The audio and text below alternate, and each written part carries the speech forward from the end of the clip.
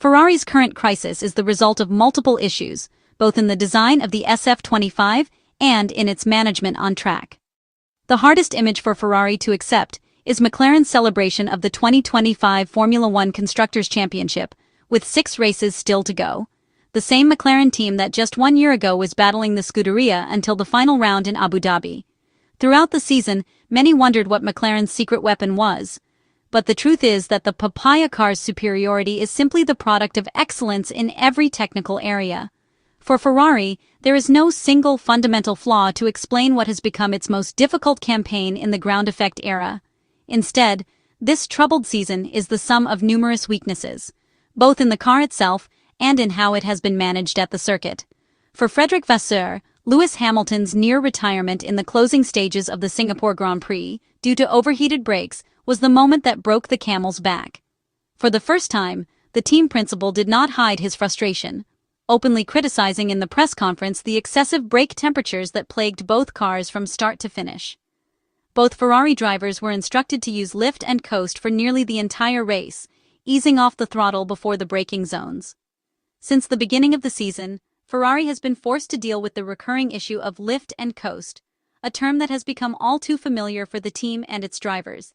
Even Charles Leclerc has grown increasingly frustrated, and during the Singapore Grand Prix he let his anger show over team radio, complaining about the endless need to manage pace and resources.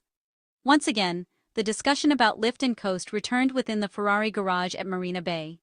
The expression lift and coast, often shortened to LECO by engineers, describes a very common technique in modern Formula One racing.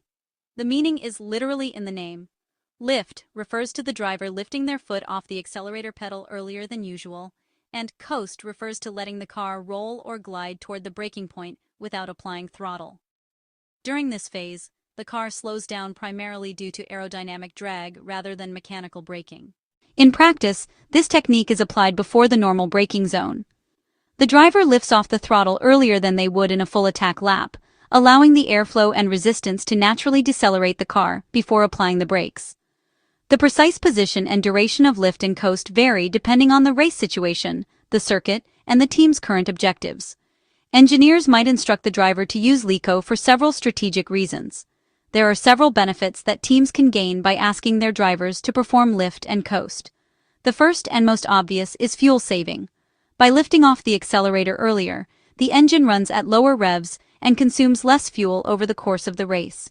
In a sport where every kilogram matters, saving even a small amount of fuel can make a difference in car balance and performance during a Grand Prix. Another major benefit is tire management. When the driver eases off the throttle sooner and brakes less aggressively, the stress and temperature on the tires are reduced. This leads to slower degradation and allows the driver to extend the life of each tire set, a crucial factor in managing race strategy and pit stop timing. At the same time, the more progressive deceleration helps the car's hybrid system optimize energy recovery under braking, improving the efficiency of the energy recovery system and contributing to overall performance. During the Singapore Grand Prix, Ferrari once again faced significant difficulties with brake temperatures. The circuit's stop-and-go layout, combined with the high humidity and lack of airflow, makes thermal management particularly challenging. Lewis Hamilton was also seen struggling at Marina Bay, being forced to cut chicanes several times, actions that led to a penalty from the FIA. In Ferrari's case, this could have been one of the reasons why the pit wall instructed Charles Leclerc to apply lift and coast more aggressively than usual. The technique helps keep brake temperatures under control since the car decelerates more gradually, reducing the mechanical stress on the braking system. Additionally, lift and coast can help regulate engine temperatures. By spending more time coasting and less time under full throttle, the engine experiences fewer thermal spikes, which contributes to reliability and prevents overheating. A particularly relevant factor for Ferrari given the hot conditions and limited cooling opportunities at street circuits like Singapore. There is another less obvious reason why Ferrari might be applying this method so frequently in 2025, the preservation of the car's plank. The plank, the wooden board attached to the bottom of the car, plays a critical role in ensuring that ride height stays within the regulations. Excessive wear on the plank can lead to disqualification, as seen in several controversial cases in recent seasons. In the past, Ferrari had perhaps relied too little on this technique, but in recent seasons, the Maranello team has tried to take a more aggressive approach. Accepting to use lift and coast allows a more aggressive cooling configuration, which brings qualifying benefits and enables the team to carry less fuel, improving tire performance as a result. However, when lift and coast turns from a strategy into a necessity, it becomes a sign of deeper issues. As Frederic Vasseur remarked, "You can't spend 95% of the race managing, since it deprives the drivers of proper references and forces them to constantly alter brake balance."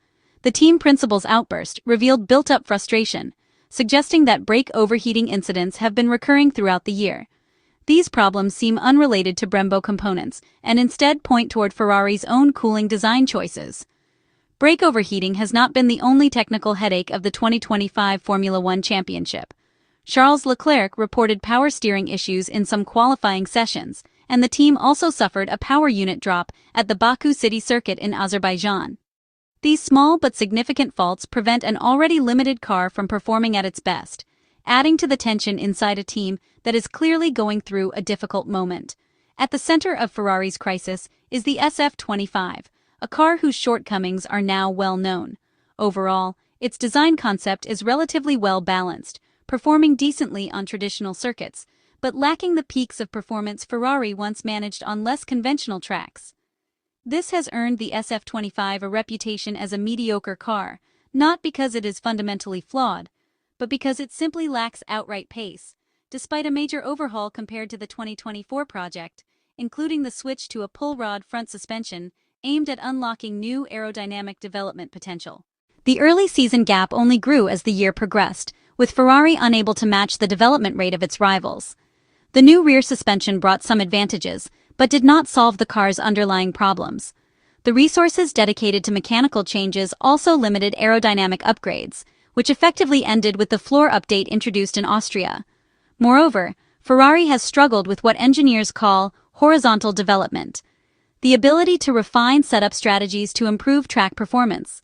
Mercedes and especially Red Bull have made major gains in this area, overtaking Ferrari in competitiveness and relegating the Scuderia to the role of fourth-best team. Terms like execution and extracting potential are now constant in the words of Ferrari's drivers and team management.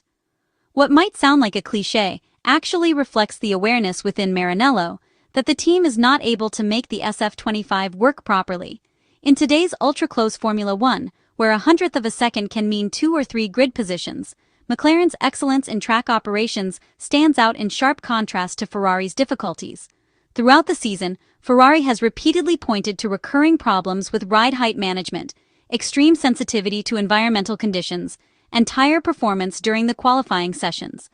For each of these areas, it is hard to determine where the fault lies, whether in the design team that produced a car with such a narrow operating window, or in the track engineering department, which must interpret, respect, and work around those limits.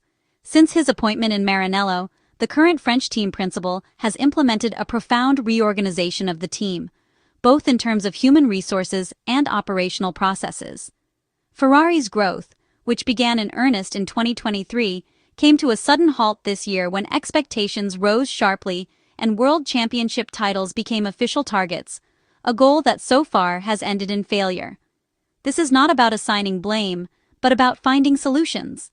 The real questions are why the SF25 so rarely performs at its best, and why its overall potential remains below that of its competitors, two sides of the same coin that define Ferrari's ongoing crisis.